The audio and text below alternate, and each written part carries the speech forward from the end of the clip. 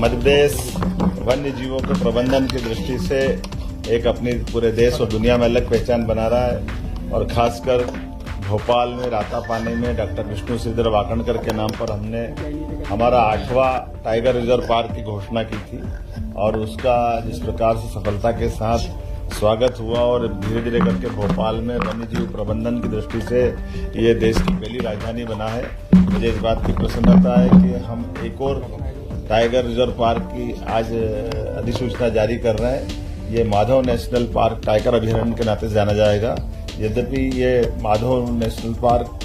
तो 1956 में बना था, लेकिन टाइगर रिजर्व पार्क करके जब ये बन के जाता है तो ऐसे में टाइगर की प्रति जिज्ञासा और हमारा फॉरेन का, अपने देश का, सभी जिज्ञासु पर्यटकों का ये अद्भुत केंद्र बनेगा। मुझे इस बात की प्रसन्नता है कि मध्य प्रदेश में यशस्वी प्रधानमंत्री के माध्यम से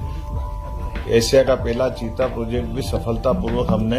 यहीं चंबल के बेल्ट में ही श्योपुर और मुरैना से जोड़ करके इसकी शुरुआत की थी और उसकी दूसरी पीढ़ी भी अब हमने जंगलों के अंदर हमारे सभी चीता सफलता के साथ घूमते दिखाई दे रहे हैं। और ये केवल चीता नहीं है, यहाँ इसी चंबल के क्षेत्र में घड़ियाल प्रोजेक्ट भी काम कर रहा है, जो चंबल के नदी के माध्यम से घड़ियाल पुनर्वास की दृष्टि से एक बड़ा प्रोजेक्ट है। और अब तीसरा ये माधव नेशनल पार्क टाइगर अभयारण्य बनने के साथ ही एक पूरा चंबल का बेल्ट पर्यटन की दिशा में, रोजगार की दिशा में, क्षेत्र को पहचान की दिशा में एक नई अपनी पहचान बनाएगा। जिस टाइगर रिजर्व पार्क को हम अनाउंस कर रहे हैं, इसके अंदर वैसे भी काफी बड़ी संख्या में हमारे जंगली जीव, खास करके सियार, लोमड़ी, तेंदुआ, भेड़िया, जंगली कुत्ता, जंगली सुअर, साही, अजगर, चिंकारा, चौसिंगा इत्यादि तो पाए जाते हैं। बड़े पैमाने पर यहाँ से लगी हुई नदी में मगर भी पाए जाते हैं और हम कोशिश कर रहे हैं कि धीरे धीरे करके मध्य प्रदेश की जो मूल पहचान है कि वन्य जीवों के साथ सह अस्तित्व की भावना और मध्य प्रदेश के निवासियों का जो स्वभाव है वो प्रकृति के अनुकूल होते हुए अपने देश में वैशिष्ट्य वाला है। जब हमारे राज्य के अंदर 31% वन और देश के अंदर कुल वन क्षेत्र का 9% से ज्यादा हिस्सा हमारे यहाँ है, ऐसे में हमने अपने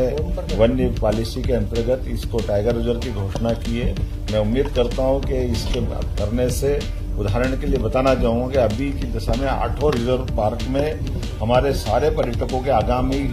जब तक टाइगर रिजर्व पार्क ये वन्य जीव के खुले रहेंगे तब तक के सारी होटल, सारे रिसोर्ट, सारी रुकने की जगह, सारी जिप्सियां, सारी की सारी फुल है। कोशिश कर रहे हैं कि और आने वाले समय में पर्यटकों की संख्या बढ़ती जाए। तो इन्वेस्टर समिट में हमने अपने आप में इस चीज की गुंजाइश दी है कि भविष्य में ऐसे हम पार्क भी बढ़ाते जाएं और नए नए प्रकार से रुचि बनाते हुए इस पे आगे बढ़े। मुझे इस बात का संतोष है कि ये नवा टाइगर रिजर्व पार्क अपने आप में उल्लेखनीय रहेगा और 2025 का तो ये समय हमारे लिए और अनुकूल है, जब हम लगभग 3 महीने के अंदर ये दूसरा पार्क दे रहे हैं। मेरी अपनी ओर से सबको बधाई।